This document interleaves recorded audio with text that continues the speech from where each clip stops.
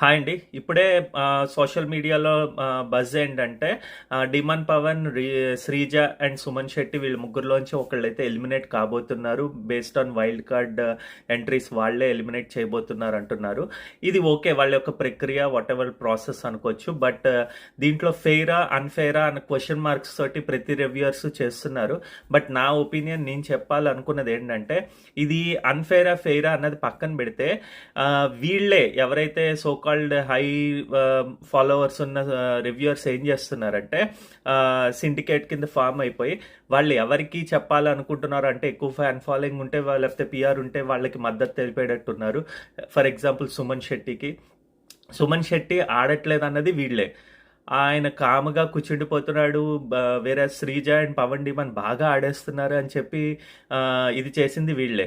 ఇప్పుడు శ్రీజ అండ్ పవన్ వాళ్ళు నిజంగానే లీస్ట్లో ఉన్నారండి. పవన్ డిమాన్ అండ్ రీతూ చౌదరి మనం సోషల్ మీడియాలో ఓటింగ్స్ బట్టి చూస్తే మిస్డ్ కాల్స్ ఇక్కడ కీలకమైనవి జరిగినట్టు ఉంటాయి అనమాట. అది మనకి బయటన ఎక్కడా కూడా తెలియదు అనమాట. మిస్డ్ కాల్స్ ఎన్ని వచ్చాయి అది ఓన్లీ బిగ్ బాస్ మేనేజ్మెంట్కే తెలుస్తుంది అనమాట. సో బేస్డ్ ఆన్ దట్ అక్కడ పవన్ డిమాన్ అయినా లేకపోతే రీతూ చౌదరి కాదు, శ్రీజ అయినా ఎవరైనా వెళ్ళిపోవచ్చండి. వీళ్ళందరికీ దగ్గర ఓటింగ్స్ వచ్చాయన్నమాట. సో ఇందులో సుమన్ శెట్టికి కూడా ఇంతకుముందు ఉన్న ఓటింగ్ కన్నా కూడా చాలా డ్రాప్ అయింది. బికాస్ ఆఫ్ ఈ వీక్ క్రూషియల్ వీక్ అవ్వడం వల్ల ఎవరు కంటెస్టెంట్స్ వాళ్ళకే వేసుకున్నారు.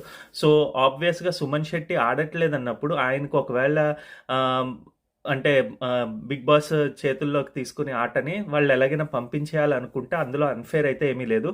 Even for Pavan Demon and Sreeja అని నేను అంటాను.